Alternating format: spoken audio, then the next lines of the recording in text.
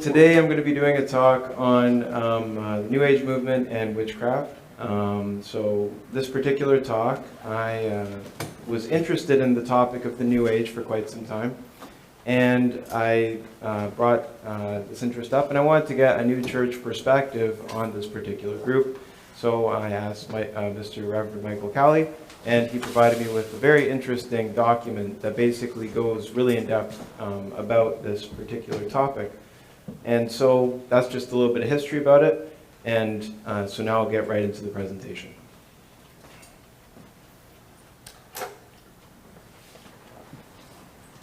So I'm going to start this presentation with just a quote that I hope you guys can remember throughout the presentation. So this quote is from Ephesians, and it goes, "For we wrestle not against flesh and blood, but against principalities, against powers, against rulers of the darkness of this world, against spiritual wickedness in high places." So to start the topic, we're going to look at this lady here, and her name is Helena Petrovna Blavatsky. She was born in 1831 and died in 1891. And she played a major role in influencing the New Age movement. She wrote a 600-page book called The Secret Doctrine, and I've not read it, but this particular book deals with a lot of different subjects, and it's quite complicated, and to get into it, it's, I don't know, but essentially a lot of her ideas, which were Eastern ideas that she brought to the West, influenced the New Age. And a person who actually articulated these ideas slightly easier to understand was a guy named Alan Watts. So Alan Watts, he was also known for bringing Eastern philosophies over to a Western audience. And I'm going to read you this rather long quote, but there's a reason behind it. This particular quote basically is how some people are introduced to certain ideas of the New Age. And by me reading this, you'll get an understanding as to the appeal of some of these ideas and how people can come across them. So the quote starts, "If you awaken from this illusion and you understand that black implies white, self implies other, and life implies death, you can feel yourself not as a stranger in this world, but not as something here on probation, not as something that has arrived here by fluke, but you can begin to feel your own existence as absolutely fundamental." I'm not trying to sell you on this idea in the sense of converting you to it. I want you to play with it. I want you to think of its possibilities. I'm not trying to prove it to you. I'm just putting it forward as a possibility of life to think about. So then, let's suppose that you were able every night to dream any dream that you wanted. And you could, for example, have the power within one night to dream 75 years of time, or any length of time that you wanted to have. And you would naturally, as you began on this adventure of dreams, you would fulfill your wishes. You would have every kind of pleasure you could conceive.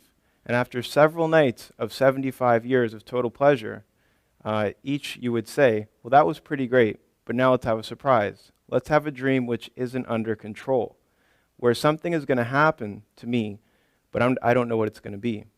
And you would dig that and would come out at the end and you would say, wow, that was close. That was a close save, wasn't it? Then you would get more and more adventurous and you would make further and further out gambles about what you would dream. And finally, you would dream the dream that you're having now. You would dream the dream of living the life that you're actually living today. So this particular idea, it's rather long, but the idea that he's actually playing with is the idea that you are a god. That's basically the idea that he's playing with. And that God basically essentially got bored and decided to dream, and that throughout these dreams, he decided to take away his free will to make it more interesting, and so therefore everybody's a god or something like that. So that's basically this particular idea, that one idea that's common to the New Age. So in this particular, in the document that was written by Patrick A. Rose, and the document, by the way, is entitled Magic and the Occult, and it was written in 1995. These are some of the 5 basic ideas that he associates with the New Age movement. He says that all is one, all reality is part of the whole, Man can create his own reality through transformed consciousness. Man never dies, but continues to live through reincarnation. Everything is God, and God is everything. And lastly, that man is God. So these are some of the ideas that he basically outlines after having looked at this. He has like a bunch of references from the writings and from New Age writers, and these are his basic conclusions. So the basic idea here is that of a sort of evolution, and that's kind of why I brought this picture up. And the New Age, they don't necessarily call this an evolution, they call it a transformation of consciousness. And the idea is that man kind of starts as the monkey over there, and that after enough time and through enough enlightenment of a person's consciousness, they can become that person to the rightmost, which is essentially a god. All of their chakras have been opened, they have this light above them representing enlightenment, and they are now a supreme type of being. And funnily enough, another thing that's mentioned here in the document is that one form of the New Age group is, there's different forms. So some people are just interested in crystals, some people are interested in meditation, yoga, and then there's other types that are more interested in contacting spirits, types of yoga that have to do with summoning deities. In particular, there's one type of yoga called Kundalini yoga, which when you look it up, there's an image of a serpent at the base of a person's spine. And the idea is that the serpent, over enough time, will ravel through these different energy points in a person's being, represented by those different circles, and that once the serpent gets to the head of a person, then the person will start having seizures and going crazy, and that this is an increased their awareness and state of consciousness. To me, it sounds a little bit like possession, but so this basic idea that we shall be as gods has a beginning in Genesis, and it's basically the same lie that the serpent told to Adam and Eve, which was that if you eat of the tree of knowledge of good and evil, you will become a god. In the New Age movement, they paraphrase it to say that if you have a transformation of consciousness, you can be a god. But it's the same idea that knowledge, gnosis, leads to enlightenment and becoming a god. So this particular image here has to do with, one of the things that I stumbled across when looking at this is that the New Age movement kind of overlaps with the idea of certain kinds of magic, witchcraft, and possession and stuff like this. And so looking into this, the document covers if this kind of stuff is still possible, what's his perspective on it. And I guess I took this picture because it serves a purpose in explaining how certain things could still be possible, but kind of be without or above our understanding. So to this monkey who's watching the TV, everything that he sees in the TV, to an extent, looks real. Now, if he was to go to the side of the screen, like I go to the side of this screen, then there's nothing there. But to the monkey, it appears as though everything is in the screen, and he can't really understand. So to him, this is a form of magic. But just because the monkey doesn't understand which laws and order is applying or being applied, doesn't mean that it's magic. It's just that it's using a higher form of knowledge than he has the ability to access at that given point in time, and so it looks miraculous. And I guess that would be the same thing I would say with modern magic as well, is that it can, I'll get further into that as the talk continues. So, looking at magic, in the document, it talks about the birthplace of magic, and he has a couple quotes from Swedenborg that kind of back him up on this. And he says that basically the birthplace of magic was Egypt. And so now I'm going to start reading some excerpts from the document. So the practice of magic in the spiritual, oh no, wrong one. Where is it?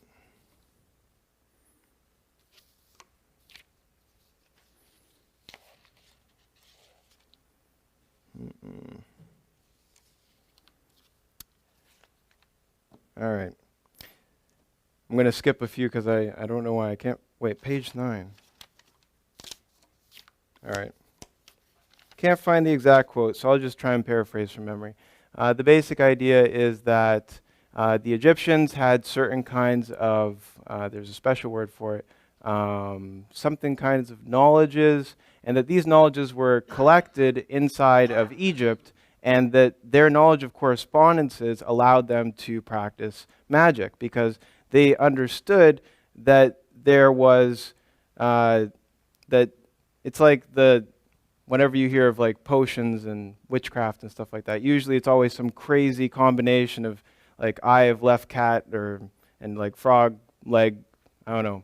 And so when you think about the recipes from a rational point of view, it doesn't make any sense. It's just going to be one very disgusting smoothie. But when you look at it from a correspondential view, then these recipes can, I guess, make sense. I haven't really looked at them, but I assume that they would make sense according to correspondences. Okay. All right. So, all right. So, the practice of magic in the spiritual world. Okay, so this is kind of interesting. Now we're going on a slight segue to look at what Patrick Rose has to say about magic in the spiritual world. So, just what is involved is seen clearly in one technique acquired by a magician in the other world, that of appearing in a spiritual place where they are not, and so counterfeiting a universal presence. Since location in the other world depends upon one's state, if someone is skilled at simulating states, or of pretending to be honorable when he is wicked, for example, then in the other world he can produce the fallacy of being somewhere else other than where he actually is. This is just one example. By using various correspondences and representatives, the magicians of the other world can simulate various states, induce various states on others, deceive and torment in a multitude of ways. They use various facial expressions and bodily gestures, yoga. Where was I? Darn it. And bodily gestures, and magical symbols, rods and wands to accomplish their evil ends. They have power to do such things, become invisible, inspire others with various affections, so that others come under their power or spell. Feign innocence by conjuring up infants, who they hold and kiss, like politicians, masquerading as others, and so on. So this is just an example of some of the things that spirits in the other world use magic. And so I guess one of the important things to take away from that idea is that magic had its birthplace in, well, I guess the Egyptians were able to take this knowledge from the spiritual world, but what we're seeing here is that these magicians were all they were trying to make something appear that wasn't true. So they were using deception. And so by that, it seems to have an evil kind of beginning as well. And reading further, so this was an interesting part where basically he makes the point that even today there might still be a risk of certain kinds of magical activity occurring. So he says that it might be argued today that following the Last Judgment, magic no longer is existent, and as it was when the above statements were written. However, Kujundulov, written after the judgment, speaks of magical seduction, referring to a situation in which, and this is from Kujundulov 48, some wife is skilled in sorceries, or so exciting a man with potions that a burning heat of flesh deprives his understanding and his freedom of reason. So from this, I guess he's making the argument that at least during the time when he was writing some of his writings, there were certain kinds of magic that were still in use, which is kind of interesting. All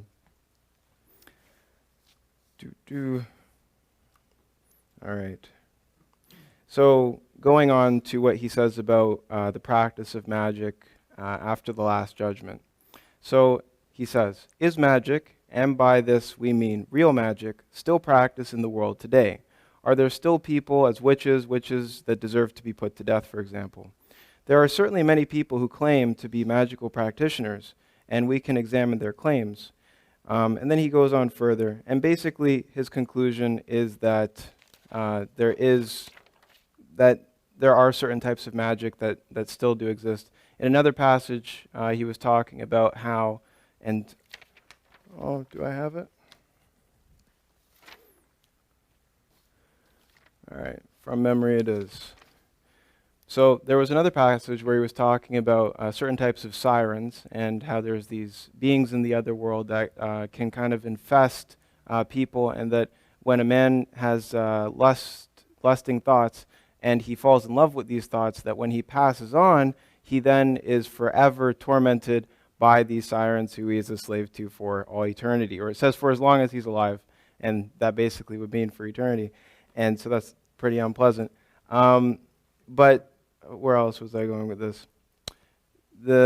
I guess one of the other interesting ideas is that he talks about how even today, if we were to examine ourselves, and if you were to examine and see, how exactly does it go? It's something like, if all of the worldly restrictions were to be taken off of you, you can actually tell yourself if you are being influenced by one of these kinds of spirits, if these things were to be taken off of you, if you would then commit certain types of acts. And that's actually how to tell if you actually have one of these spirits inside of you. And I thought, wow, that's actually pretty interesting. And I actually saw a video, it was, I think, yesterday. And the video is pretty interesting because it was this pastor in Africa, and there's a guy who's talking, and he comes up out of the crowd, and he's saying all this random stuff. And then the pastor says, like, in the name of Jesus, I rebuke the devil or something. And then he starts actually talking to this demon who's inside of this person. And they're talking, and there's subtitles or whatever so that you can understand what's going on.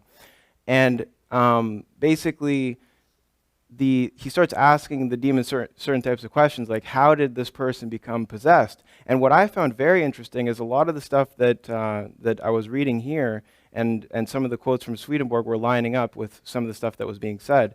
So, for example, he was saying, well, we didn't really have license in order to come into this person until there was a conduit. And then he said, what do you mean, what is a conduit? And he said, well, when this person partook in a particular type of sin, then we were given license into his life, and then we started to be able to control. And I thought, and they said, but this person has gone to church. And he says, well, what we do is we wait outside of the church, and then when the conduit happens again, and then he says, in this case, what's the conduit? He says, it's his bad habit. When his bad habit happens again, then we come and jump and attack him even more vigorously than before. And so that was quite interesting and frightening. So that's basically the gist of the talk. I thought it was kind of interesting just hearing about how there's certain things in the New Age movement that are quite similar to certain things that are happening in witchcraft. And the quote at the beginning, which is the idea that we wrestle not against flesh and blood, but against principalities and powers and darkness and whatnot. And the idea there is that everything, I guess, has a spiritual aspect to it, and that sometimes the problems that we face, well, I think every time the problem that we face are always spiritual, and that always by, I guess, seeking out the Lord, we can overcome various problems, no matter how natural they may seem. So that's basically all the ideas. So thank you very much for listening, and yeah.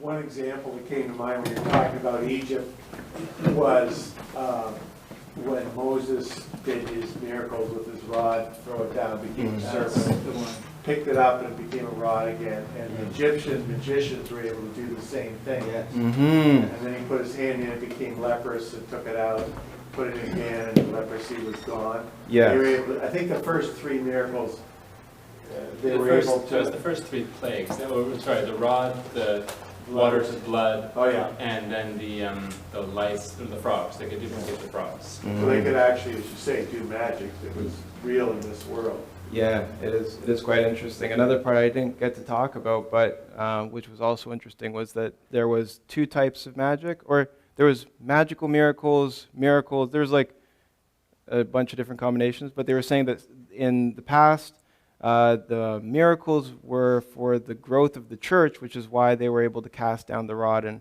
have that happen, and that their magic was, I guess, the perversion of what was originally intended for something good. So, any other questions? But the capper on that is that when Moses put down his rod and it became a serpent, his serpent ate their serpents. Mm-hmm. He was more powerful. Totally. Yes. On that note, another interesting tidbit is that in the Joseph story, it's pretty well known, he hides his cup in his brother's bags, and that's his way of catching them. But an often overlooked detail is that when they're brought back for him, he says, why did you steal my cup in which I practice divination? Or did you not know that a man such as I can surely practice divination? And whether that's true or not, it's what he impressed with them with. I'm a magician. That's how I knew what she did. And obviously in that case it's not, because he planted the cup. But his wife was the priest's daughter. That's true. So he probably had access. Their magic was from knowledge correspondences. And correspondences have power. It's just like the movie The Matrix, essentially. I guess. Yeah. Just what you guys Just like it. Thank you, 1-to-1. Jordan, for the presentation. Yes. Halloween's coming up, and you see spooky things, and a lot of people want to play with this power. A lot of innocent young people want to find out ways in which they can, do magic because it's so enticing. I remember getting into it and studying it, and having that document was because I was in the ministry, and Patrick presented on that way back when. But raising a family of inquiring minds, especially girls who love mystical things. Not to say boys don't, but trying to answer their questions when they ask questions about the New Age movement, about witchcraft, about yoga, or about Eastern philosophy things. So it's good to have the teachings from the writings addressing that. Patrick's paper, I don't know, what was it, 50 pages long or 60 pages long? This is quite long. Quite thorough. And for anybody interested, there's another book called New Thought by a man named Larson from Arizona. I remember seeing that book, and I have a couple copies of it, that again talks about the connection between Swedenborg, because a lot of people read Swedenborg and then come back out of that with all this information, and a lot of plagiarism of Swedenborg's ideas are used in New Thought. A lot of the founders of New Thought movement, you mentioned one, but there are there's like 20 or so names that anybody in the New Thought movement would recognize that all read Swedenborg. So we're on the cusp of that information with what we have in the new church, and it can be easily abused and easily misunderstood. So it's good to just to see your inquiring mind looking into this and finding ways to approach it. Yoga is an interesting thing because people, like anything, can become lost in that. My study of it so far has been that it's a very powerful and very useful practice because, from what I understand, in and of itself, it does not espouse doing some of the things that are espoused in some of the practices of either witchcraft or New Age thought. But there is the Kundalini, there's again, it's on the fringe where people can go into that, becoming more powerful, becoming more connected with the spirits, having this power of the other world.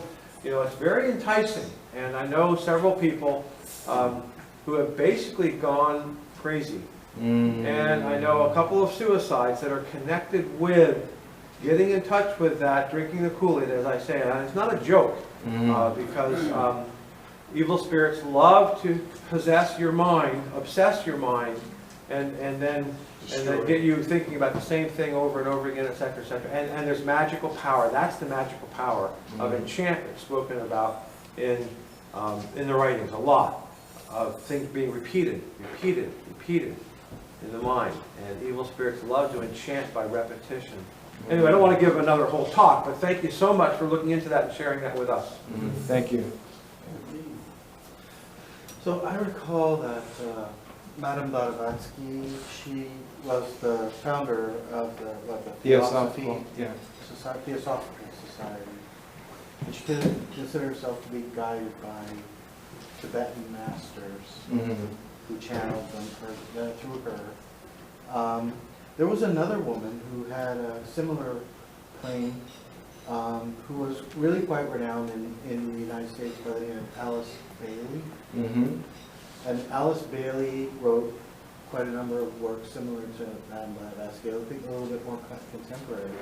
But just to give you an idea of how pervasive this idea was, the publishing company that Alice Bailey and her husband founded was called the Lucifer Trust. And then it was subsequently changed its name to the Lucis Trust. And the Lucis Trust is the publisher for most of the documents that come out of the United Nations. And the universal prayer that is said at the UN actually was written by Alice Bailey. Oh, no way.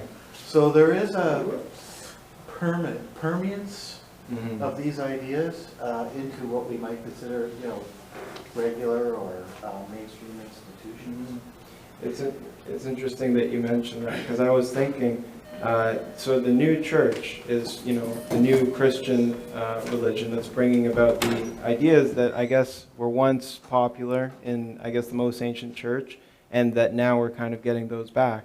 And that at the same time as the new church is growing, I was thinking, New Age.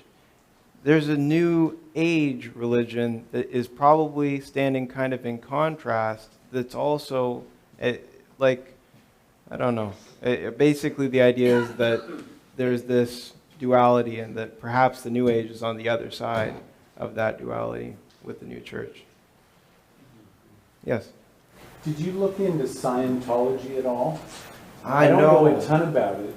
Your concept that a lot of New Age thought portrays each of us as essentially divine, and if you just raise your consciousness. And my sort of surface understanding of Scientology is that people that practice it and are serious about it, it's about trying to overcome lower instincts and stuff like that. And it's kind of like reformation in a way, or regeneration, but I think it feels, exactly, self-guided, so it's probably perverted a little bit. But I just wondered if you'd looked into it as a practice, because it seems based on some of these ideas.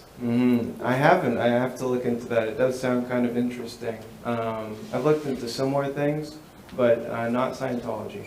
Yeah. I have a computer, and so I've hopped onto the Wikipedia page on Scientology. And how's this for encyclopedic neutrality? Scientology is a body of religious beliefs and practices invented in May 1952 by American author L. Ron Hubbard. Absolutely. And Somebody challenged a science fiction writer to invent a religion. Really? Yeah. That's where Scientology comes from. right. Okay. Oh. Invented, not, inspired. Discovered, from or he sat down at his desk and made it up. made it up, and that's It's a challenge. But it's a powerful, a powerful group, as I understand it. It's weird. Tom Cruise. Well-known member. I think I'd like to introduce another aspect to the whole subject, not to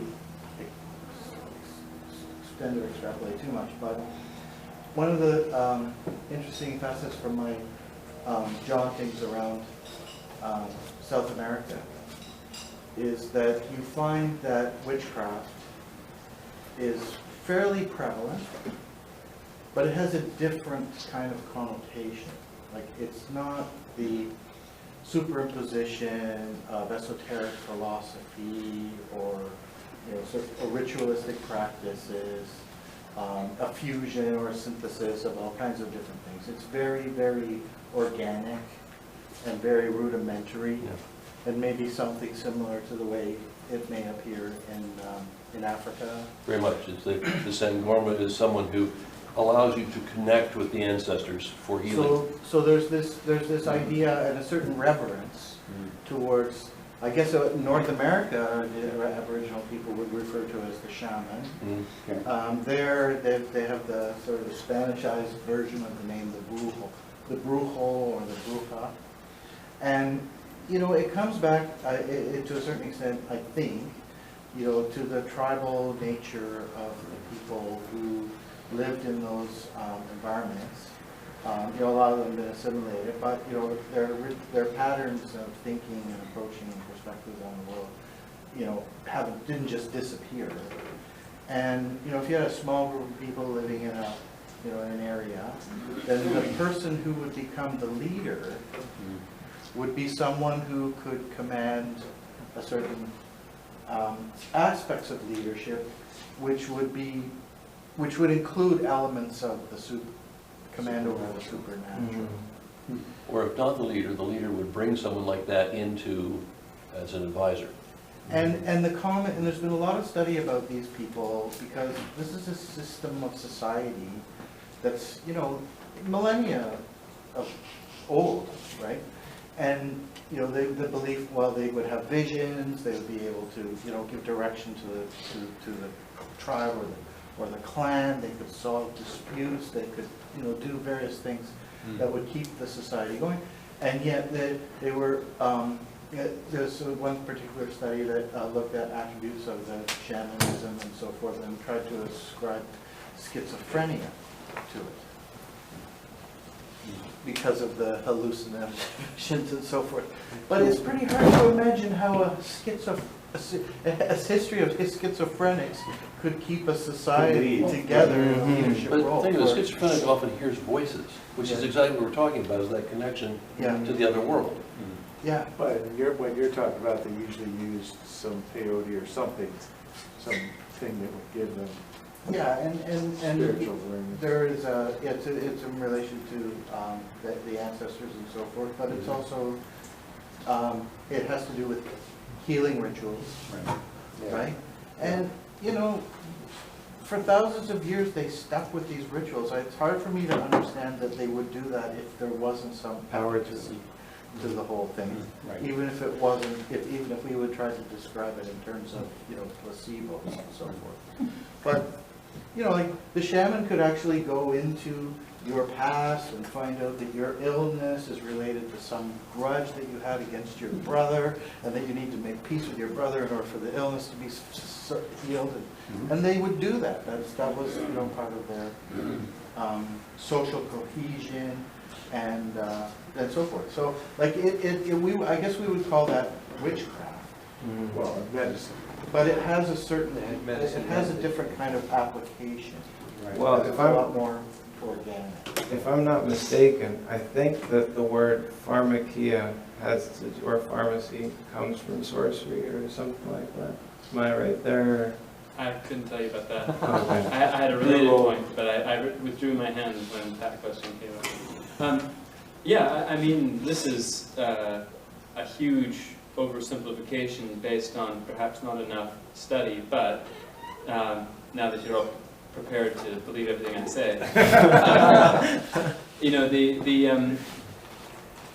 in the most ancient church, you know, from doctrine, in the most ancient church, people really did have regular contact with the spiritual world, and it was a good and orderly thing, because people didn't abuse it. They were ready to have dreams or whatever in which they received insight from the spiritual world.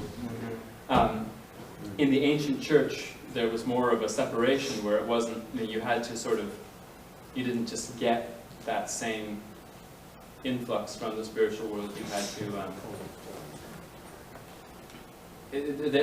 that's where rituals were introduced, which were sort of, you could almost say, methods of ritualistically reactivating what had happened spontaneously in the previous church. And the ritual was still good. It was calling to mind spiritual things, whether or not it had magical effects. It was sort of reminding people with this complex set of symbolism of spiritual stuff. And that was all fine. And the term magic, at least in the Heavenly Doctrines, is introduced specifically when it starts to be twisted for selfish purposes, which is what you were getting at the beginning when you said it's fundamentally about deception. And so just to go tie in with your point, I think that there's sort of, those two strands of it have sort of been passed down. The witch doctor or shaman or whatever it is as sort of the preserver of that ancient symbolism, ritualistic symbolism with a semi-magical flavor to it, sort of the person holding spiritual knowledge in a vaguely magical form. And then the person who is using it as a means of personal power. Whether they're actually, again, whether it's really having magical effects or not, you define witchcraft as the effort to use spiritual power for personal gain. Right. Michael, what about our friend in California, in Arizona, with the looking for the ancient word? Oh, yeah, I was going to talk a couple, he passed away, Dr. Brush. He and Christopher Bound, because there's a statement made in a couple places that talk about the ancient word being found in Greater Tartary. Where is that? So, He was Dr. Yes. came here? He gave a talk on that. Yeah, It's so awesome. fascinating subject of chasing after the ancient word. How would you even recognize it if you saw it? Is it, and he came closest to basically saying, is it not that which is within the hands of the shaman of that era or of that area, and they do everything to protect against its abuse? So we weren't being helped, more or less, he was saying. And Chris Bound could talk about it, because is the first name George? No. Right, I can see his face, but I can't remember his name. But Dr. Brush, James Brush, he's passed away now, but he went a number of times, and he became very, very, not maybe obsessed, but maybe obsessed with chasing, finding the ancient word, and got grants from the Academy or Carpenter or whatever, some grants to do the travel.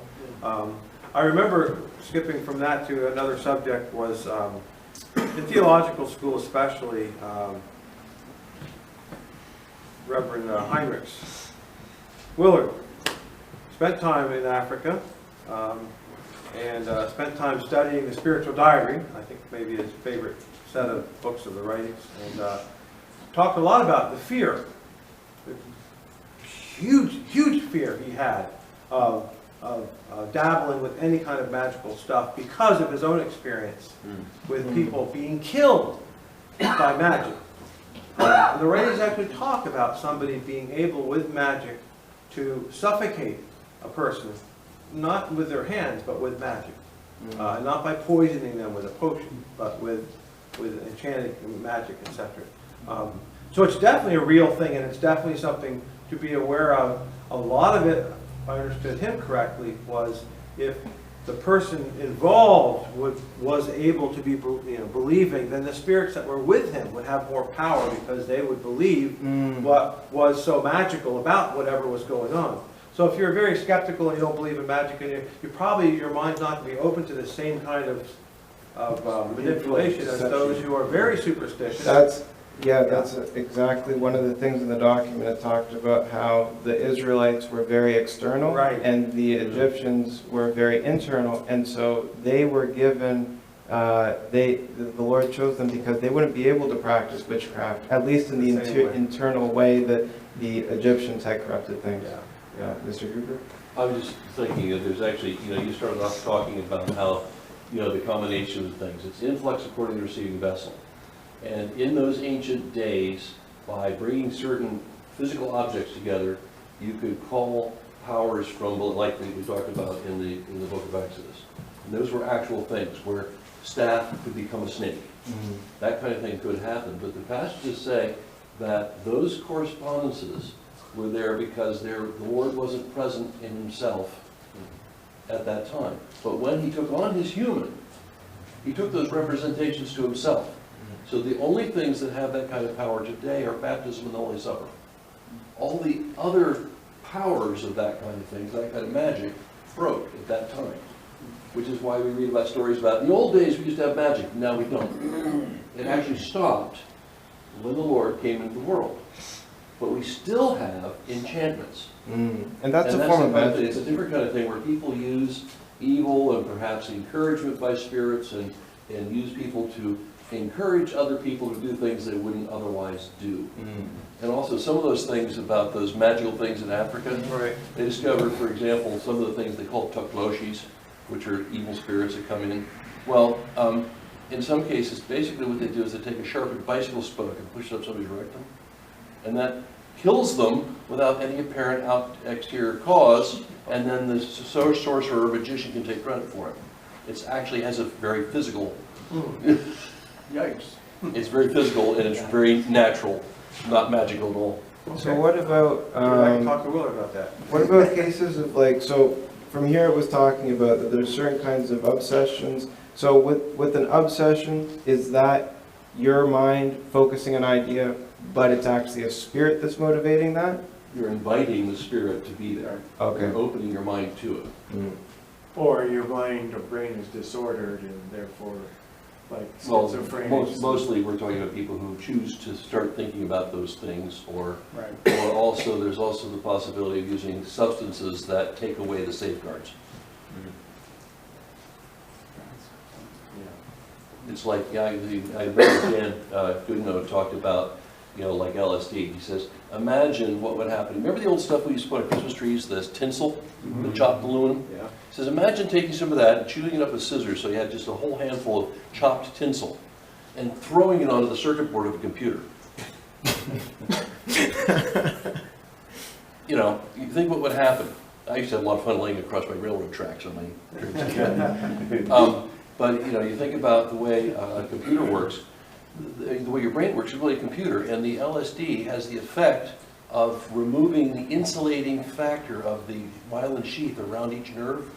So the end result is when you take that medication, all those neural pathways you spent your whole lifetime putting together, suddenly start short-circuiting. And all your paths go different ways than because the insulation's gone. Now, it recovers after time. For most. But that's, but the thing is, what you've done is you've taken all these little things that have proteins that prevent electrical currents from going the wrong place, and basically thrown chopped aluminum into your brain. I remember Wilson Van Dusen speaking about having done a lot of LSD, Yeah. and that he had a very difficult time. He spoke at once at Laurel, and I was there. Very difficult time just keeping his emotions from bursting into tears, basically, because, and he attributed it to the LSD, that it had broken down some of his ability to maintain.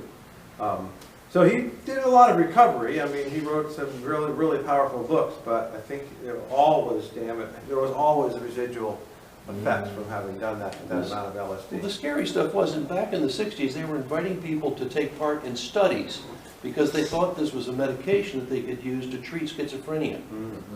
And so they were inviting people to come in and take some. We'll do a test. It's all, it's like going in to test an arthritis drug. Here we got this wonderful drug. We'd like you to test it. And they were inviting people to come in. Ken Casey and the Wanderer and the Grateful Dead started off with the Kool-Aid tests, etc., etc. What was speed? Was that LSD or was that? No, that's methamphetamine. Yes. Methamphetamine. But Remember they used to talk about people that have a bad trip and they lose their mind, never come back. Well, I think Dan Goodnow's final point about all this was that by breaking down those barriers that have been built into your mind, that allows spirits to get past the barriers that are built there. And that's where this whole magical thing and insanity comes from. So that's an interesting point that you just made, because I remember I was doing a little bit of reading on that particular topic as well, and I came across the topic of synesthesia, which I might be saying it wrong, but the idea is that you can taste sounds, or you can basically the connections in your brain that are designed to go a certain way go a different way, and then you can start to experience like what else would it be? Like basically just imagine switching the sensory input to two different things. Colors have flavor, that kind of thing. But purple. But I guess my question would be, so if the brain is just a machine, and this LSD is just rerouting these circuits, how is the circuit being rerouted to allow for a spirit to come in? That's kind of interesting to me. Unless the LSD was also doing something in a spiritual realm. Like that maybe I am, like that idea of giving license to an evil spirit. Like I'm willingly damaging my brain, and that is something an evil spirit would like, so then that draws them near, or something like that. So maybe a simpler model for that is the writings talk a few times about when you're sick, like an upset stomach or something, you have bad dreams. So whenever the body's ill and out of physical order, Spiritual. the corresponding disorder in the spiritual world, because everything in this world represents something in the other world. The body in an orderly state represents good, so good spirits are there. When it's in a disordered state because of the flu, because of bad food you ate, because of LSD, it doesn't matter. When you mess up the physical receptor, corresponding evil spirits are drawn to that. Which is sometimes why your mood when you got the flu and that just feel lousy, you don't feel like according to the yourself. receiving vessel. And not just Yeah, good. your normal good loves aren't present, you just don't feel like doing anything. And usually you hate being like that because you're normally in a good state, but it's influxes according to receiving vessel. Sometimes you actually have hallucinations. Yeah, and That- fever gives fever. Fever and Which is a hallucinations perfect go with it. example of, LSD. I had a little bit of hallucinations when I was, had my first general anesthetic, when I was 7 years old. Yeah, but do it at 7, because your brain's not fully formed. So you're not inviting anything, it's just that But your Oh, well, in a barriers are way, broken. it's kind of inviting it. The you natural start taking- defenses go Well, away. you don't cause the disease is the point. Oh, You okay, don't I choose see. it. Yeah, yeah, understood. most of us don't choose to get the flu. Kel?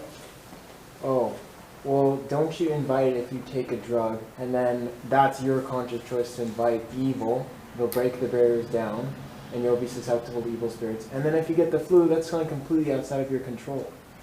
And yet, it seems like because of influx, according to Receiving vessel. receiving vessel, yeah, that the same evil spirits come in even when something is outside your conscious control. So it doesn't even seem like morality is even tied to whether or not evil spirits get inside your There's mind. a different kind of influx. When you're sick and you're having funny dreams, that's one thing. When you take drugs, it causes you to behave in a different way. That's a different thing. Or when you're inviting, when you're consciously choosing a change. And it's different from just funny dreams. Well, I think Dave was in front of me, go ahead. Okay. I just want to take this opportunity to say something really goofy. You already did. I'm shocked. I'm really fascinated with this idea of the neural network and the path, the spiritual path. Because, it's almost like the brain in its constitution and how it's formed, and in order to keep us within a perception of reality that we can function in. And, I think Aldous Huxley once wrote an article called "Is the Brain a Generator or a Reducing Valve?" And he felt that it was actually a reducing valve, because if life comes in from outside, and our brain is wired in such a way so that our consciousness We is filter. presented with reality in a way that we can handle it. We don't generate our own consciousness. But if that valve cracks open a little bit too much, and we get exposed to too much reality, then weird things happen. But this notion of the spiritual path is very central, I think, to shamanism. That there are pathways in the spiritual world, and I think it's really interesting and fascinating. Is the goofy thing to compare that with neural networks, and where I saw that was flying over Nazca in Peru, where all these lines are just running through the desert. You did a talk about that. Yeah. But they also converged like spokes on a wheel. And when you flew over it, I know this sounds weird, but I'm looking down where all at this, and they always converged on a mound. So wherever the lines crossed, like Spokesman, it was at a kind of amount. It almost, for the air, it almost looks like it was growing, or glowing, I should say. You know, but in any case, that could be an optical illusion. But just, I wonder, what did these people do? Why did they do this? It almost looks like the plane of Nazca is just a brain map. Or it's an LSD trip. Where, you know, and where each of the figures are correspondential representations of certain elements or aspects of function that are attributed to the brain, you know, or to consciousness. Yeah, I saw a really cool TED Talk actually dealing with a similar kind of idea, but it was with villages in Africa. There's these certain tribes, and what they do is that they will build villages in the form of fractals, so that the big village, inside of that is a smaller village, inside of that's a smaller village, to the point where at the very center they have basically a dollhouse with figurine, like little people inside. And I guess what I thought was interesting about that is, first of all, some of these fractals that they were doing were quite complex. And the guy who was researching this was using computers and stuff to figure things out. And the idea that was kind of interesting is, why did they do it, and how did they figure that out? And maybe it's the idea that of that grand man, where there's a grand man, we're a part of that, and then we are also a man, and that they're trying to replicate something similar to that in the way that they're building their houses. Michael Callie? I was going to talk about the idea of sleep deprivation for brainwashing. Similar type of thing. And also the sensory deprivation tanks that people got experimenting with. So there's so many different channels into the upset of the balance of consciousness and the influence of the spirits that are always with us, and what keeps that barrier, that thin veil in place, and sometimes that veil is removed, which is what Halloween is all about, is the veil between the two worlds is supposed to be thinnest on this night, Halloween night, and on the other side of the season of light comes May 1st. So witchcraft or earth-based religions have been observing these two evenings as the most sacred, and that it's Halloween, it's the evening of the most hallowed day of All Saints' Day, but the Christian church just stole the already popular time and made it Christianized, which is what most of our Christian holidays are things from ancient church, or like cutting down a tree. Yeah, a lot of those things. A great book by a man named Fraser called The Golden Bough that really goes into all of that kind of material. But that, whether it's tinsel on a computer thing, whatever image we use, there are so many different ways that spirits could take advantage of us. And the heat of passion is spoken of in conjugal love, that things aren't imputed to people if they basically lose their mind because they're overpowered with lust. Whether it's the lust that comes from your own testosterone or some other drug, whether you've chosen it or not chosen it, I mean, we're very vulnerable. So messing with this stuff, as fun as it can sound, is really dangerous. Has consequences. That's all I have. I mean, that's not all I have to say, but I'll talk about it for days. I think, yeah. I was just going to mention, because of my wife being from Ireland, the ancient Celtic world, they must have had some residual knowledge of correspondences, because they believed there were spirits in nature, like in trees and that, and you had this sort of, and the First Nations here too, they behave in such a way that you don't upset the spirits that are present within the natural. And animals and stuff too, each animal had a spirit. Like you see that in Last of the Mohicans, where he shoots the deer for food, but then he apologizes for having to take his life, and so on and so forth. And some of their traditions, which we would call witchcraft, but they were Druids, was they had some knowledge of the other world and of the evil in the other world and the dangers of it. So they would tell people how to protect themselves against that, because of course one of the things the Lord had to do when he came was people were able to be possessed by spirits. And so the Druids would help guard against that stuff and tell people what to do to not go there. Halloween was a dangerous time, so you'd put a pumpkin out or something carved like a head, so if the evil spirits came by, they'd take that instead of killing one of your members of your family or your tribe or whatever. So unlike some of the distortions in the modern world, it's more, and of course the Druids were also the ones who knew medicine, you know, which plants healed what and stuff. And that knowledge was very important for survival. But the key was whether you use it for the good of the group and the others and to protect from evil, or whether you started to use it for putting a curse on somebody or doing bad stuff. And of course, when you do it for the sake of the use, there's a protection from the Lord in doing anything you do for the sake of the use, for the sake of good, or protection from evil. So, but nowadays we have more knowledge because of the Bible and stuff. All right. Well, thank you. Yes? One last factoid for me is that the membership in Scientology is about 10 times higher than that in the general church. So just digest that one. There you go. The wrap up on the whole thing is when you hear bad news and when you see bad news, be governed accordingly. Use your head. Yeah. Thanks very much, George.